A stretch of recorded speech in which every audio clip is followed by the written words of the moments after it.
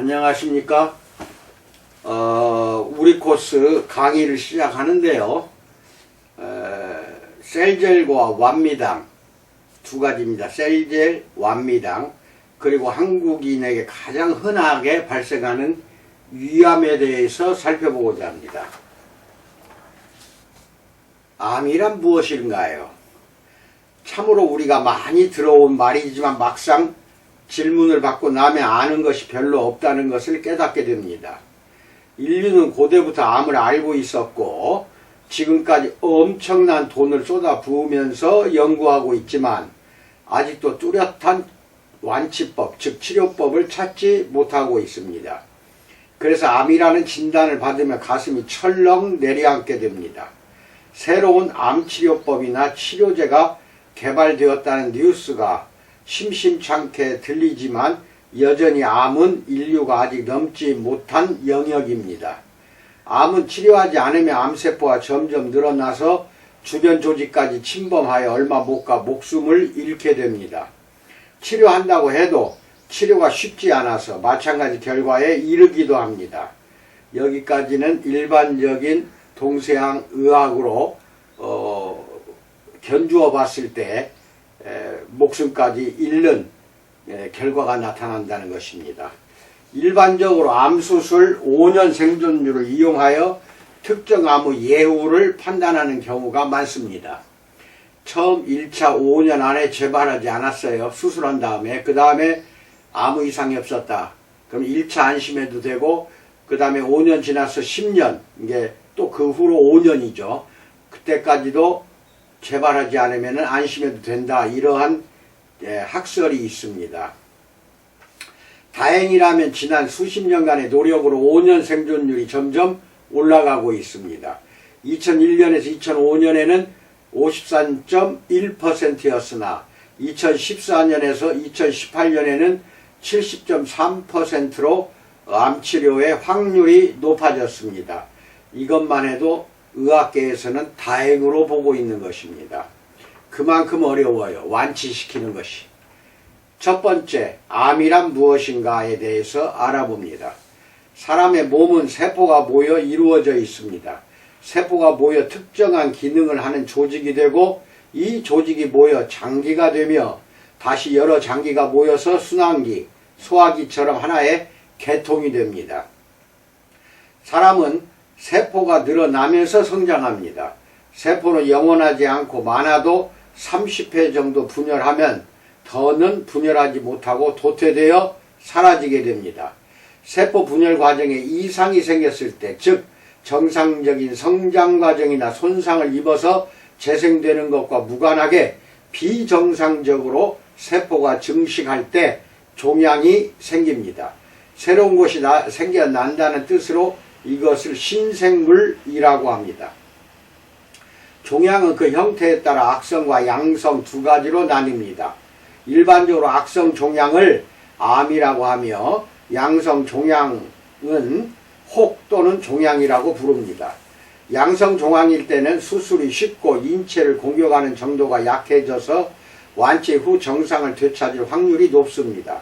그러나 악성 종양인 암은 지금까지 개발된 수많은 치료법에도 완전히 치료하지 못하는 경우가 많습니다. 그래서 암이라는 진단을 들으면 대부분 두려워하게 됩니다. 영어로는 암을 캔서라고 합니다. 그리스어로 크랩을 뜻하는 카르키노스 또는 카르치노스와 라틴어 칸크룸에서 유래가 된 것이 캔서입니다. 기록상 가장 오래전부터 알려진 유방암의 모양이 개와 닮아서 붙여진 이름이라는 설도 있고 암세포가 정상세포를 개처럼 마구 헤집고 다녀서라는 이야기도 있습니다. 이 세계에 가장 유명한 의사였던 갈레노스가 암 조직 주변의 혈관이 개다리 모양으로 발달해 있어서 이렇게 붙였다는 이야기도 있지만 히포크라테스 관련 문건에 카르키노스라는 용어가 나오는 것을 봐서 이것도 사실이 아닐 확률이 높습니다. 이유와 어찌 되었든 암이라는 단어는 개에서 유래를 했고 오늘날 암의 상징으로 개를 그려놓거나 암 퇴치 포스터에 개를 그려놓기도 합니다. 두 번째, 위암의 종류와 원인에 대해서 알아봅니다. 위에는 여러 종류의 세포가 있습니다.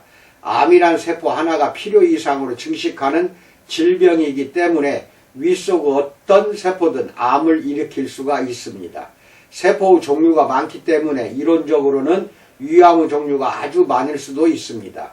그러나 실제로 위암 대부분은 위 안쪽 점막에서 발생하는 위선암입니다. 세계적으로 약 85%에 달합니다.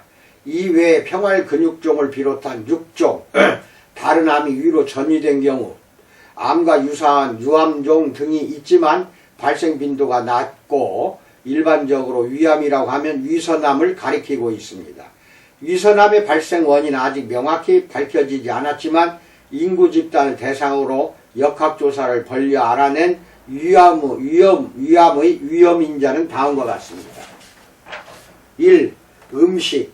건조, 훈제, 소금으로 절인 음식 속에 포함된 고농도 질산염, 저단백 및 저비타민 음식을 말하며 2.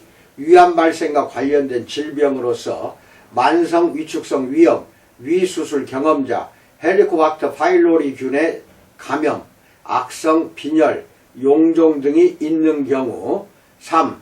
유전, 가족 중에 위암 환자가 있는 경우 암 발생 가능성이 4배가 증가합니다. 4. 기타, 흡연, 여자보다 남자에게 자주 발생하고 중년 이후에 자주 발생합니다. 이렇게 4가지가 위암 발생의 원인으로 우선 조사가 되고 있습니다. 세 번째, 한국인에게 흔한 암에 대해서 알아봅니다. 위암은 우리나라에 특별히 많은 질병의 하나입니다. 위암에 걸렸을 때는 아무리 부자라고 해도 미국의 유명 병원보다 한국에서 수술받는 것이 더 낫다고들 합니다. 왜냐하면 위암은 한때 우리나라에서 가장 많이 발생하는 암이어서 한국 의사들은 위암 수술 경험이 미국 외과 의사들보다 월등히 많기 때문입니다. 한국이 위암 수술이 가장 발달되어 있습니다. 위암은 우리나라에서 오랫동안 암 발병률 1위를 차지했지만 점차 줄어들고 있습니다.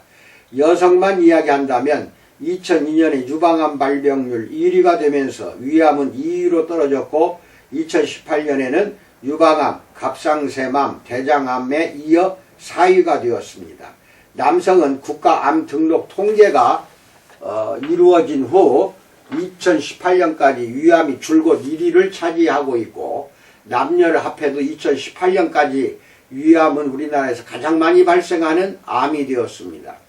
위암 발생이 조금씩 감소하고는 있지만 세계적으로 중국, 일본, 칠레, 아일랜드 등과 함께 우리나라는 위암이 많이 발생하는 나라로 손꼽힙니다.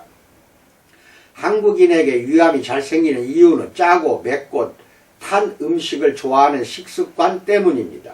한국, 중국, 일본도 음식은 서로 다르지만 위암이 잘 생기는 이유가 식습관 때문이라는 것은 동일합니다. 실제로 미국으로 이민을 가서 식습관을 바꾼 사람들을 조사해 보면 위암 발생이 현저하게 떨어졌습니다. 그렇다고 위암 발생을 줄이기 위해 서양식 식습관을 권할 수는 없습니다. 왜냐하면 지방이 많고 섬유질이 적은 음식을 먹으면 위암 발생은 감소하지만 대신 대장암 발생이 증가하기 때문입니다. 이래도 안되고 저래도 안되니 암으로부터 해방되기는 참으로 어렵게 되었습니다. 네 번째, 조기 진단의 중요성에 대해서 알아봅니다. 암세포 수가 늘어나면 암세포 덩어리가 커지는 속도도 빨라지고 갈수록 치료도 어려워집니다. 모든 암은 빨리 찾아내어 일찍 치료하는 것이 가장 중요합니다. 특히 위암은 조기 진단이 가장 중요합니다.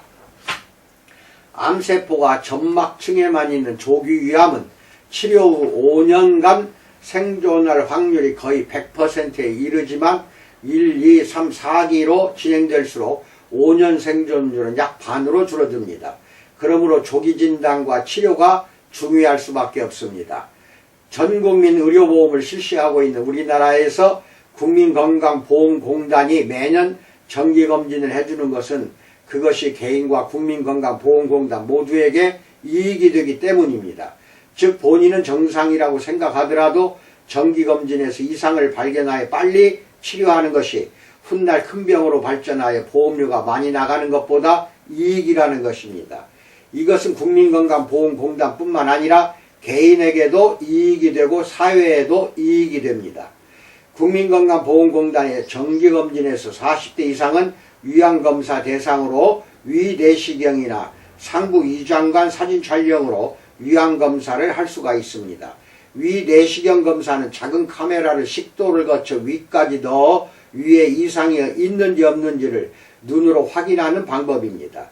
과거에는 내시경 도구가 목을 지나갈 때 주는 엄청난 불쾌감 때문에 환자들이 많이 힘들어했지만 지금은 수면 내시경을 이용하여 잠시 편안하게 잠든 사이에 검사를 끝낼 수 있게 되었습니다. 위 내시경 검사를 원치 않을 때는 위 사진을 찍어볼 수도 있습니다. 마취할 필요도 없고 검사도 쉽다는 장점이 있지만 위암을 확진하기 어려워서 다시 내시경 검사를 받아야 하는 경우가 많습니다. 5번째, 나폴레옹이 사망한 이유에 대해서 알아봅니다.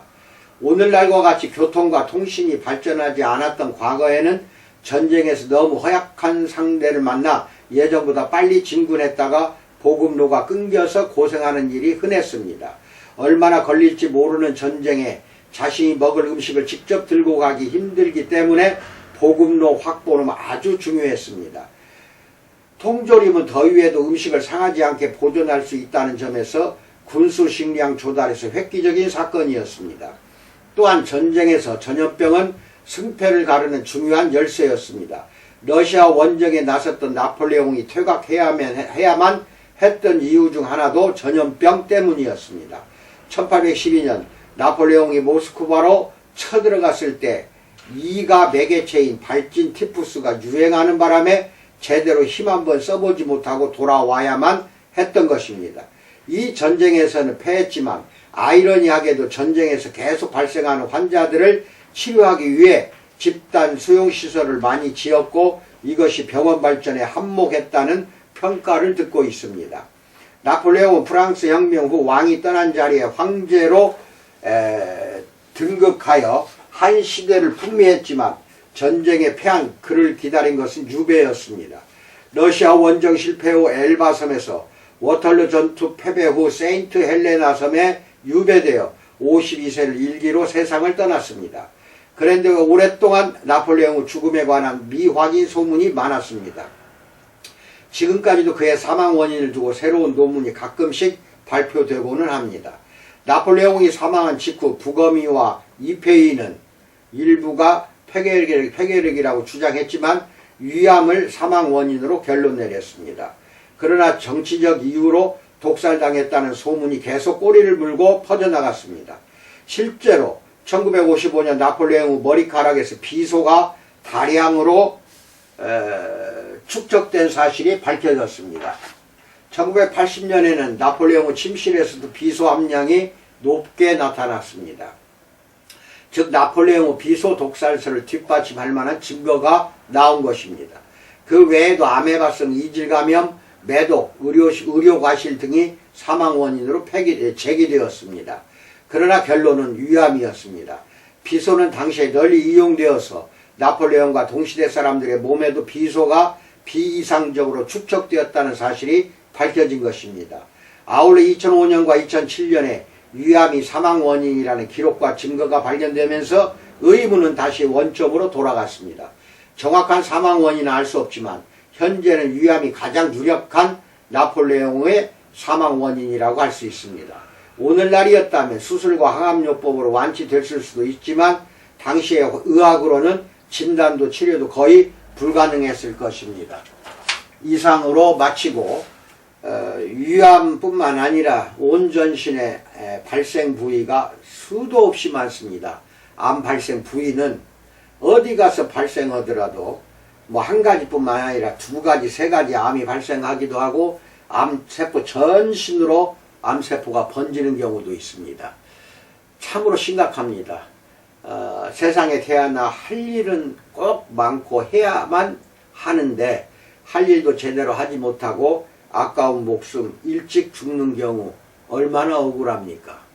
이것을 수년 전부터 저는 고민하고 고민하던 끝에 약재 또는 이제 한약재, 저는 이제 중의학 전공이기 때문에 중의학재 이런 공부를 하는 과정에서 지혜를 얻었습니다. 그래서 만들어진 것이 완미당이라는 식품이 있습니다.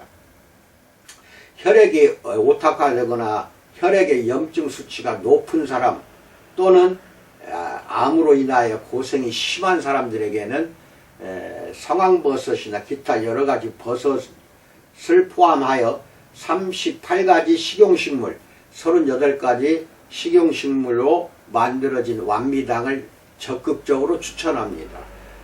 엄청나게 많은 사람이 암으로부터 해방되었다는 것도 검증을 가지고 있습니다. 임상 데이터가 있습니다. 그러니까 혈액에 염증이 있거나 암으로 고생하는 환우들에게는 완미당을 꼭 권장해 볼 일입니다. 하루에 3번 아침, 점심, 저녁, 또 저녁에 잘 때 4번 정도 먹다가 한 3개월 그렇게 하다가 좋아지면은 3번 하루에, 더 좋아지면은 하루에 2번, 1번 이렇게 줄여가다가 재발하면 다시 또 하루에 4번, 3번, 2번 이런 식으로 꾸준하게 완미당을 복용하시기 바랍니다. 그 다음에 위암만 내가 이야기를 했는데, 위는 보통 이 앞가슴 바로 밑에입니다. 여기 이 부분에 위가 있는데 여기에 셀제를 2시간 간격으로 계속 발라주세요. 듬뿍 발라서 이렇게 마사지 해주시고 키친타월 붙여놨다가 딱 2시간 후에 닦아내세요. 물수건으로 잘 지워집니다.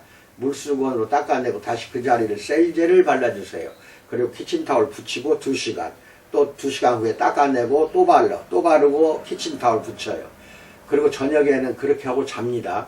또 아침에 일어나면은 셀제를 닦아내고 2시간 간격으로 키친타올 붙여가면서 하루 종일 2시간 간격으로 수차례 여러 번 셀제를 복부 부위에다가 발라주시기 바랍니다.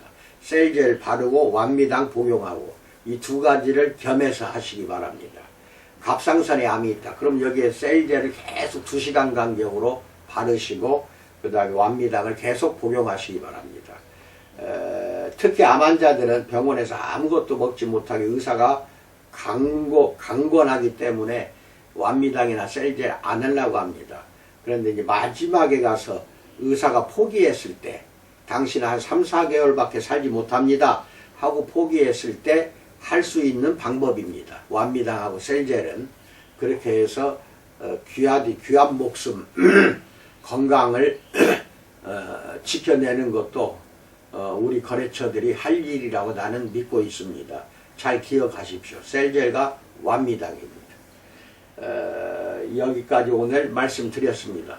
업소 번영에 또 번창에 도움이 되기를 간절히 축원드리며, 코로나 참으로 많이 요새는 위드 코로나가 돼가지고 오늘은 뭐 한 3,000명 발생한 것 같아요. 이러다 보면 10,000명, 20,000명 되는 건 아무것도 아닙니다. 코로나 예방 철저히 지켜주시기 바랍니다. 감사합니다.